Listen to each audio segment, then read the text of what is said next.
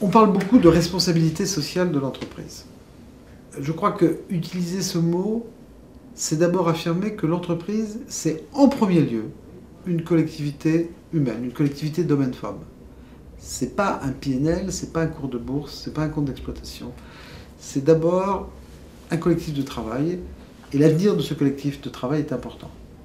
La seconde, on a dit ça, on a dit quelque chose qui est à contre-courant de tout ce qui se pratique, c'est que l'emploi ne doit pas être une variable d'ajustement, mais doit être un objectif. La réalité des entreprises, c'est juste le contraire. Parler de responsabilité sociale, c'est aussi vouloir que les salariés s'épanouissent, non seulement qu'ils aient un travail et qu'ils le gardent, mais qu'ils s'épanouissent dans le travail. C'est donc, ça ouvre une autre porte, qui est celle du bien-être au travail. Et toutes les enquêtes le montrent, ce bien-être n'est pas acquis. On a même l'impression d'une dégradation, du fait de la globalisation, du fait d'une pression financière accrue, du fait d'une complexité probablement aussi du monde dans lequel on est, de toutes les normes qu'il faut digérer. Donc il y a des phénomènes un peu de mal-être, alors que tous ceux qui arrivent sur le marché du travail aspirent à plus d'autonomie, plus de responsabilité. Donc ça se choque.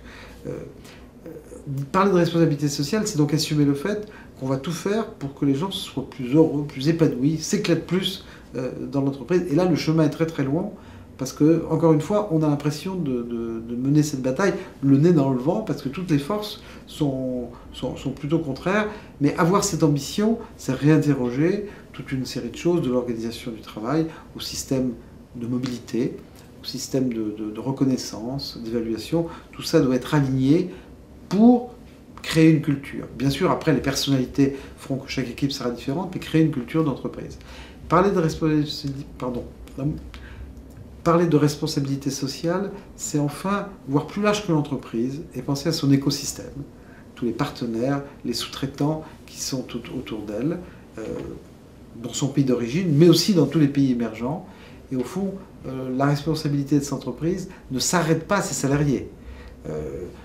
Ça va déjà à ceux qui sont utilisés, les prestataires extérieurs, dont on a dit récemment, la Cour de cassation a dit récemment qu'ils faisaient aussi partie de la communauté de travail. Ça va aussi plus loin aux sous-traitants, aux autres entreprises. Donc il faut que l'entreprise ait un comportement qui, au fond, soit sain en son sein.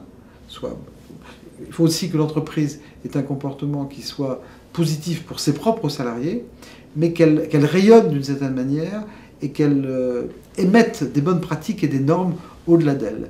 Donc, responsabilité sociale, ça a beaucoup de dimensions, c'est une sorte d'engagement, ça ne doit pas rester un slogan marketing d'une entreprise.